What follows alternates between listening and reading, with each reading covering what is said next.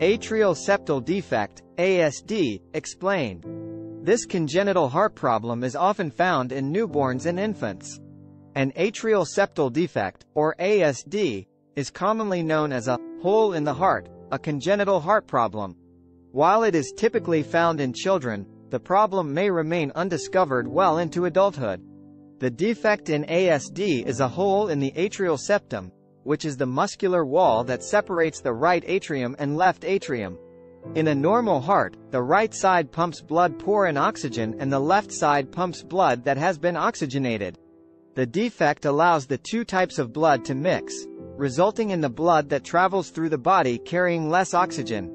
This type of defect, which is present in approximately 4 to 8 out of every 1,000 babies born, ranges in severity.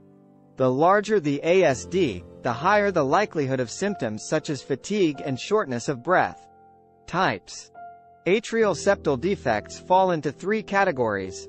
Within each type of defect, the severity may vary. It may be small or large and may require surgery or close without surgical intervention. Only a cardiologist or cardiothoracic surgeon can determine the severity of the heart problem. 1. Secundum ASD, ASD2 or ASD2. The most common type of ASD, where the defect is located in the middle of the atrial septum. 2. Primum ASD, ASD1 or ASDI. The second most common type of ASD, where the defect is located in the endocardial cushion area of the septum. 2. This type of ASD is often accompanied by other problems, including an endocardial cushion ventricular septal defect, which means that the defect includes the lower portion of the heart as well as the upper portion. 3. Sinus venosus ASD, sinus venous. This type of ASD occurs in the upper portion of the septum, in close proximity to where the vena cava brings blood to the heart from the body. Causes. ASD has no clear cause, but some factors make the heart problem more likely. Some studies show conflicting information. For example, one study shows that smoking by the mother during pregnancy can result in a risk for atrial septal defect, while another shows no increase in risk.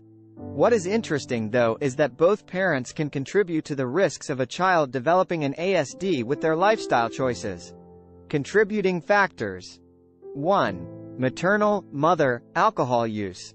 2. Prescriptions drugs during pregnancy. Drugs include busulfan, lithium, retinoids, thalidomide, and trimethadione, as well as insulin, high blood pressure medication, erythromycin, an antibiotic, naproxen, Aleve, anticonvulsants, seizure medications, nitrofurantoin, clomipramine, and budesonide. 3. Maternal or paternal, father, exposure to solvents.